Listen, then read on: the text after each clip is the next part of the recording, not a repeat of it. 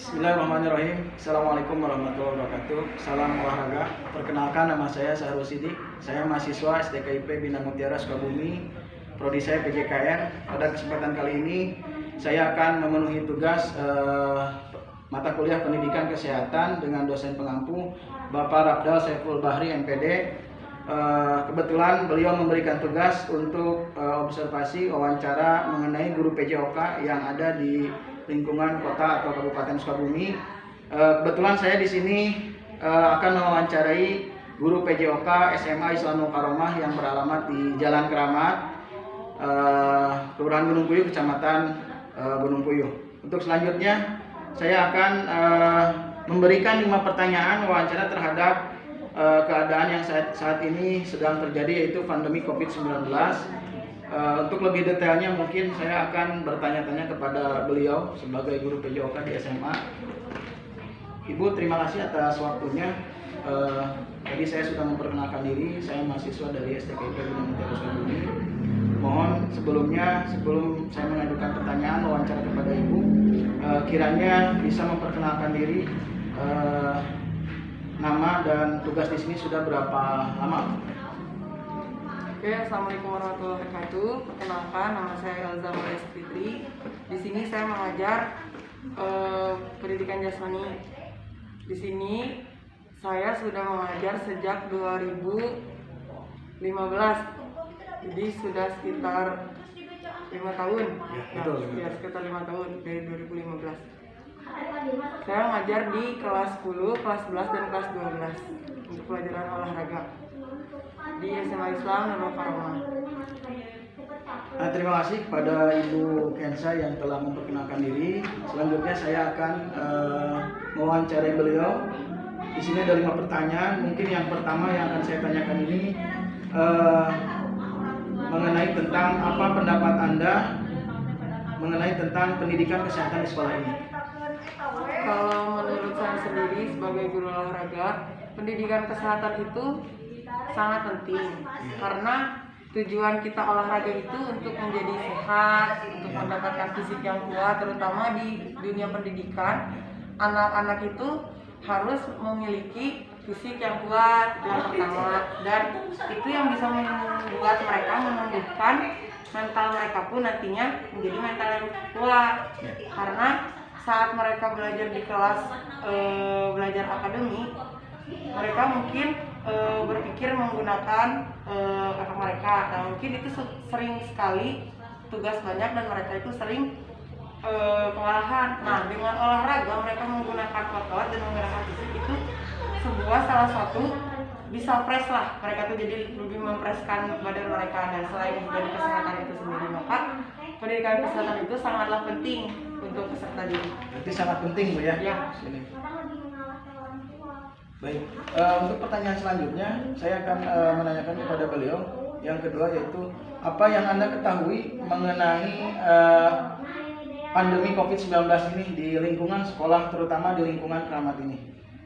Kalau untuk di lingkungan sekolah yang di Keramat ini, kalau untuk awal-awal COVID, sekitar bulan Maret, memang di sini tuh sangat bisa dibilang zona merah karena ada beberapa orang yang positif. Namun dengan kesigapan warga di sini, juga kepatuhan mereka di sini itu cepat tanggap RT RW dan sekitarnya untuk melakukan melakukan isolasi diri dan sebagainya. Dan ternyata COVID ini sudah memasuki zona hijau. Nah, namun di Kota Sukabumi sendiri setelah memasuki zona hijau, sekarang kan sudah kembali lagi ke zona orange ya, Pak. Ini membuat pengaruh besar kepada sekolah juga, karena yang awalnya kita kemarin sudah mencoba untuk tatap muka karena memang di sini sudah aman kita melakukan tatap muka. Tapi kedepannya lagi, kemarin ada peraturan lagi dan COVID-nya semakin banyak, jadi kita sekarang sudah melakukan daring lagi. Jadi menurut saya di sini itu sekarang sudah memasuki agak sedikit gimana Pak, bisa dibilang berbahaya Berarti ya? Gitu, berbahaya. Makanya sekolah di SMA Islamul Karomah kita memutuskan untuk melakukan daring. Belajar daring berarti. Iya. Jadi intinya sekolah SMA Islam Karim ini sudah melakukan awalnya tatap muka, Ya, oleh tatap muka. lalu kemudian dilakukan lagi lah belajar daring gitu Iya, ya. karena memang kondisinya Karena seperti kondisi ini gitu pandemi. seperti ini ya. Iya. Baik, itu saja mungkin nomor 2. Untuk selanjutnya saya akan menanyakan kepada Ibu Kensa ini mengenai seberapa penting pendidikan kesehatan untuk siswa-siswi SMA Al Mukarramah ini, serta mohon penjelasannya. Oh, sebenarnya penting ya. Kalau menurut saya ini kayak paling penting dan paling utama untuk pendidikan kesehatan itu. Mungkin orang bisa hanya melihat olahraga itu bisa bukan yang utama ya, pasti orang melihat itu. Namun kembali lagi seperti saat pandemi seperti ini ya, itu adalah bisa jadi yang utama. Anak-anak itu harus sehat yang pertama. Yang kedua itu mereka itu kan harus memiliki fisik yang kuat, selain mereka bisa menjaga kesehatan mereka. Jadi supaya pembelajaran itu mereka nanti bisa lebih baik gitu kalau misalkan mereka memiliki pendidikan kesehatan.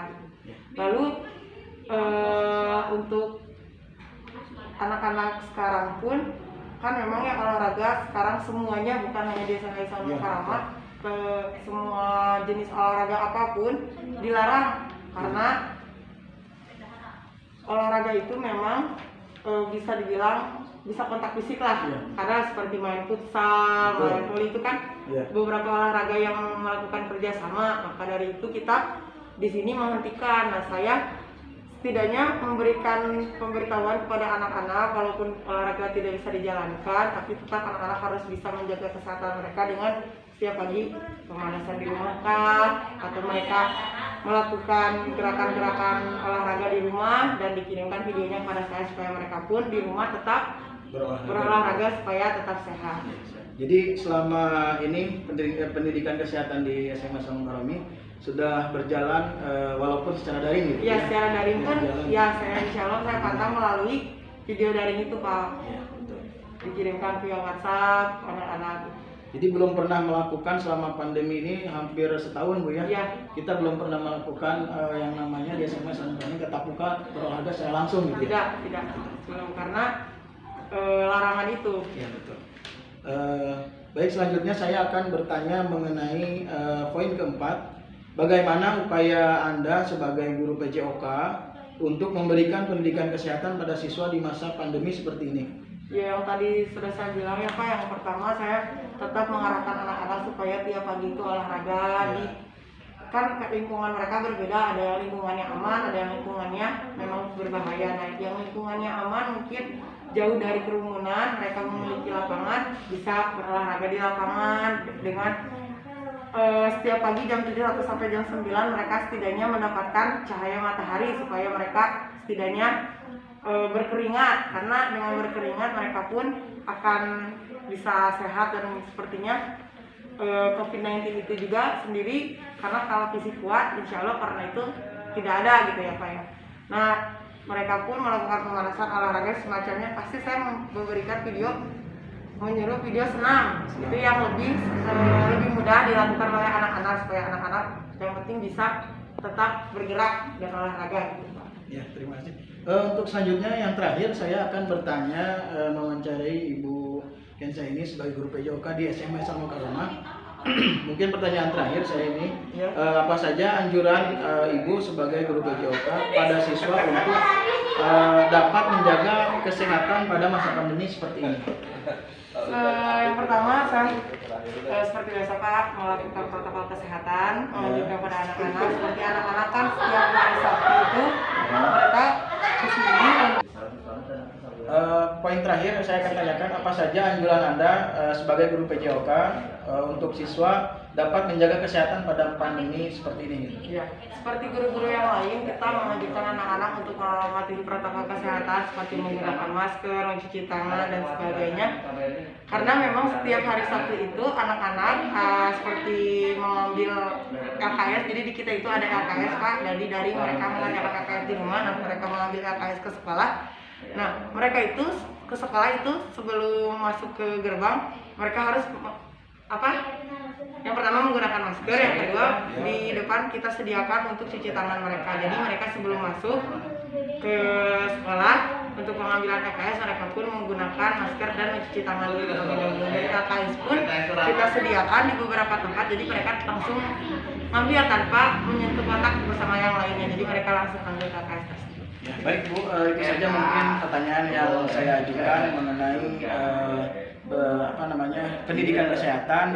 Sebelumnya saya memohon maaf mengganggu waktunya Ibu dan mengucapkan saya terima kasih kepada Ibu dan juga Bapak Kepala Sekolah yang sudah mengizinkan saya untuk bertatap muka dengan Ibu. Kita tetap menggunakan protokol kesehatan. Intinya kami dari mahasiswa STKIP Bina Mutiara mengucapkan terima kasih banyak. Terima kasih atas wawancaranya. Mudah-mudahan kedepannya sekolah ini lebih maju lagi, lebih banyak lagi siswanya. Terima kasih. Assalamualaikum warahmatullahi wabarakatuh. Waalaikumsalam.